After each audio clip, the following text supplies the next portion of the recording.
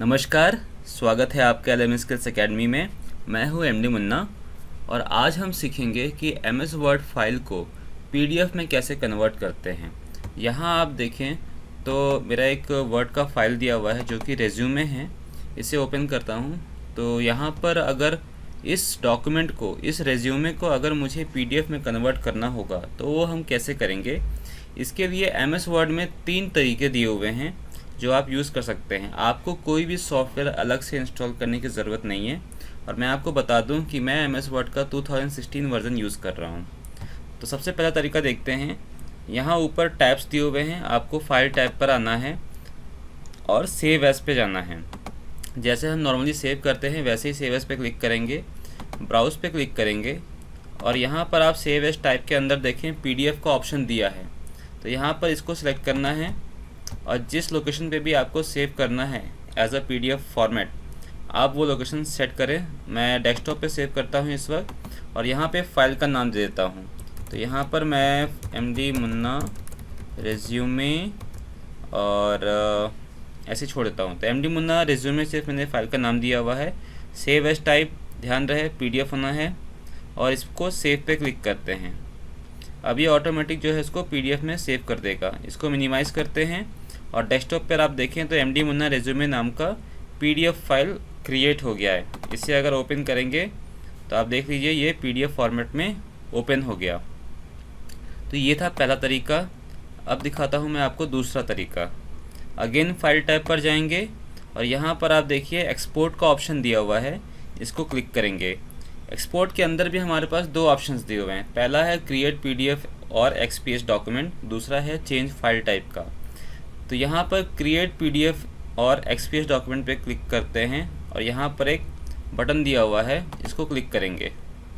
Again यहाँ पर direct option आ गया, पब्लिश एज पीडीएफ और एक्सपीएस का यहाँ विंडो है। सेव एज टाइप आप देखिए ऑटोमेटिक इसने पीडीएफ में ले लिया है। आप इसे चेंज करके अगर एक्सपीएस में सेव करना है तो वो भी सिलेक्ट कर सकते हैं। तो फिलहाल हम पीडीएफ में देख रहे हैं तो पीडीएफ ही रहने देते हैं और फाइल का नाम हम अगेन यहाँ पे कुछ भी सेव कर सकते हैं। तो इस बार मैं एमडी मुन्ना रेज्यूमे 2 कर देता हूँ और यहाँ पब्लिश पे क्लिक करते हैं। पब्लिश पे क्लिक करेंगे, जो भी कन्वर्ट होना होगा वो ऑटोमेटिक कन्वर्ट हो जाएगा और इसे मिनिमाइज़ करते हैं। और यहाँ पर देखिए MD Munna resume 2 PDF file create हो गई है। इसे भी बंद करते हैं। अब तीसरा तरीका देखते हैं। अगेन फाइल पे जाएंगे और यहाँ प्रिंट का ऑप्शन है जो कि हम लोग यूजुअली प्रिंट करने के लिए करते हैं। तो प्रिंट में क्लिक करेंगे। तो प्रिंट पे क्लिक करने के बाद जो है आपको इस तरह का ऑप्शन आएगा और यहाँ पर आप देखिए प्रिंट का बटन दिया हुआ है और नीचे यहाँ प्रिंटर का ऑप्शन है। अगर आपके कंप्यूटर के साथ कोई प्रिंटर कनेक्टेड है तो वो प्रिंटर का नाम यहाँ पे आएगा। आपको ये एरो पे क्लिक करना है और माइक्रोसॉफ्ट प्रिंट टू पीडीएफ को सिलेक्ट करना है। तो प्रिंट टू पीडीएफ जब सेलेक्ट हो जाएगा उसके बाद आपको सिर्फ यहाँ प्रिंट पे क्लिक करना है।